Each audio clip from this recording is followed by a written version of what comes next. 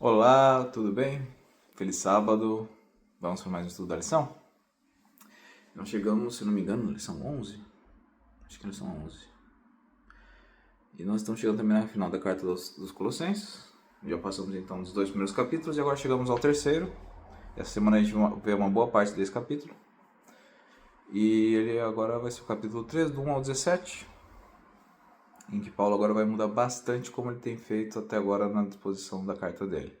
Os primeiros dois capítulos eles são muito mais teológicos, falando mais da pessoa de Cristo, quem é Cristo de fato e como é que ele muda a nossa vida, ele apresenta Cristo, né? E agora vai falar muito uma questão mais, muito bom, como é que isso muda a nossa vida. E ele vai então começar o capítulo 3 falando um pouco sobre estar com Cristo, né? Sobre como ele morreu e agora nos dá vida. Mas essa parte deixo para a lição você discutir em classe. Quero mais discutir a parte mais prática que tem a ver realmente com a vida cristã.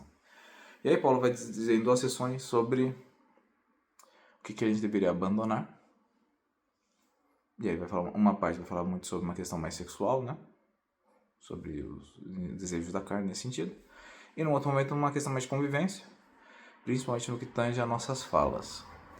E eu também não quero muito falar sobre esse assunto assim, dessa forma mais direta. Deixo para você discutir na classe, porque eu queria mais pegar uma questão mais macro, que é, Paulo convida a você a entender o seguinte: dado que você vinha de uma outra vida, conhece a Cristo, Cristo te propõe ela de forma diferente.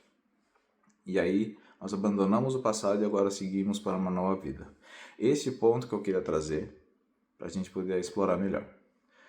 E quando a gente começa a pensar nisso, e eu sei que pulei uma última parte, que é a terceira parte, que é como Paulo vai falar como a gente deveria fazer. A gente abandona nessas duas primeiras e tem uma terceira parte que é como ele conclui essa parte do capítulo.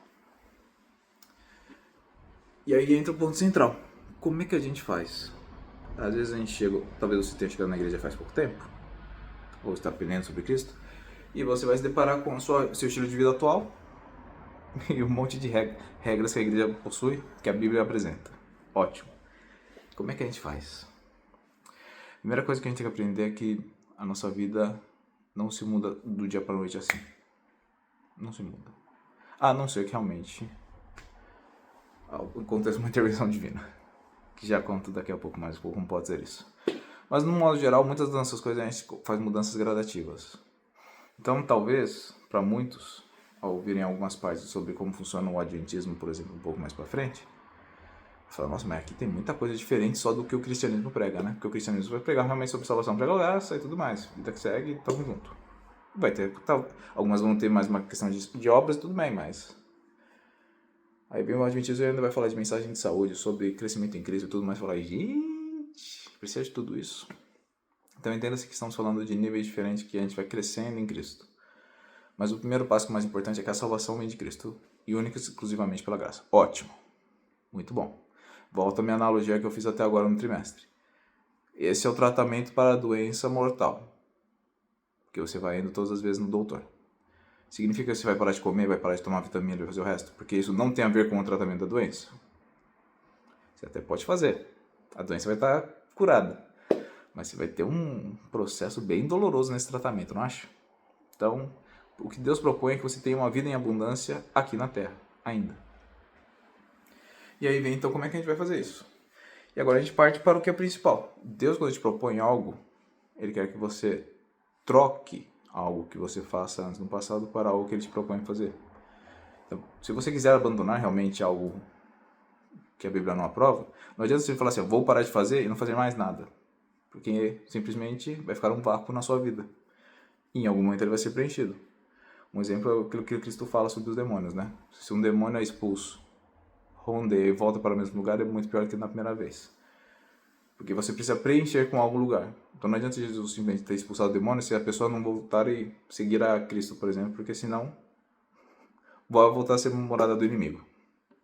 Legal, então como é que a gente faz? Como funciona isso? A gente começa a perceber que tem algumas sequências, não necessariamente todos os passos acontecem, mas só para a gente tomar uma certa lógica no que acontece. Primeiro, você precisa muito orar a Deus para saber o que Ele quer e para te ajudar a realizá-lo. Volta na carta de Filipenses 2,13. Portanto, o querer realizar vem parte dele, segundo a sua boa vontade, não vem de nós. E aí depois você precisa, então, o segundo passo é entender de fato quão mal é isso que você faz e quão bom é o que Deus te propõe. Então você precisa ter uma razão por detrás que você está fazendo isso. E essa parte é difícil, tá? Principalmente talvez no início. Tanto para os novos quanto para os velhos, só que é uma coisa difícil, tá? Porque tem muita coisa que o velho também fala assim, essa aí, ó, acho que não tem muito ganho. Não, né? Deixa quieto. Vai levando a vida. Então você precisa ter um bom... entender qual que é a lógica de por trás. Por que isso melhora a sua vida, de fato. Aí, número 3, você precisa ter uma motivação de fato. Porque se não é por salvação, tá? Como é que você vai se motivar com isso? Esse é um ponto muito importante que você ter em sua mente. E ele vai poder ser melhorar a sua vida física, sua vida mental, vida espiritual, seu relacionamento, ou relacionamentos, né, com as pessoas ao seu redor, na questão do evangelho. Você ter uma motivação forte o suficiente para te manter engajado no que você está querendo. E aí chega depois que é a execução de fato, e depois a manutenção, que, né, às vezes a gente acha também que vai ser do dia para noite, que você vai mudar, né? Então, vou abandonar tal coisa, nunca mais erro. E na verdade a gente sabe que vai acontecer com uma balança, né? Você vai deixando de fazer algumas coisas e depois o índice de fracassos e vitórias vai se tombando, né? Para um número maior de vitórias. Isso é no modo geral. O que eu quero dizer para você é que é um pouco disso que Deus está te propondo. Você conseguir entender o que Deus precisa fazer. E eu conto aqui só como um exemplo meu aqui, não seja um super exemplo, tá? E não que eu seja um grande exemplo, mas essa parte que é engraçada do processo.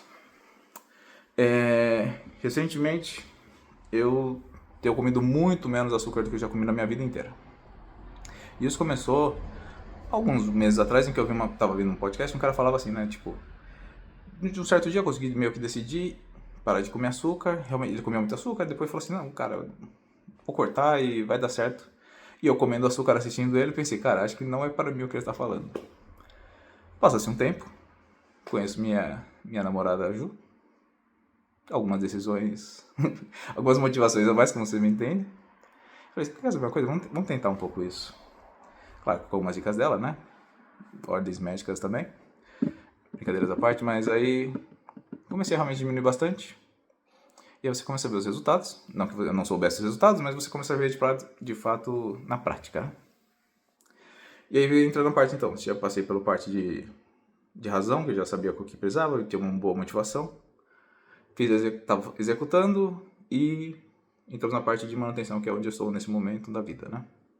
Aí eu conto uma coisa que aconteceu engraçada nessa semana. Essa semana eu fui num evento, e nesse evento eu recebi um presente. 2, na verdade. Recebi uma garrafinha, que eu não posso te mostrar agora, porque ela está exatamente segurando o celular. E a outra eu recebi isso aqui. E quando eu recebi isso aqui, eu fiquei muito feliz. Eu falei, cara, ganhei uma caneta muito legal. Porque, né? Ó que chique. Ao abrir, não é uma caneta. São chocolates. O Victor do passado provavelmente ficaria muito feliz de ter recebido chocolate. Mas dessa vez, acho que uma vez rara da minha vida que eu realmente fiquei decepcionado em ter recebido. Tá aqui ainda. Só não abre porque vai dar muito trabalho abrir, mas tá tudo fechado e não comi nenhum até agora. Isso mostra um pouco do que significa a questão de viver em Cristo. Você pede ajuda de Deus e você começa a executar de fato. E acontece. Às vezes vai ter problemas ou não. Não estou dizendo que eu não como mais açúcar, tá? Só com muito menos que eu já comi na minha vida. Então hoje não é uma tentação mais essa questão. Nossa, tem um açúcar ali do lado que eu quero comer. Não, agora não. Não tenho mais essa tentação.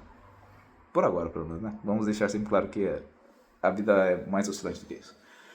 Mas esse é o ponto. Você descobre que, com o poder de Deus, as coisas acontecem.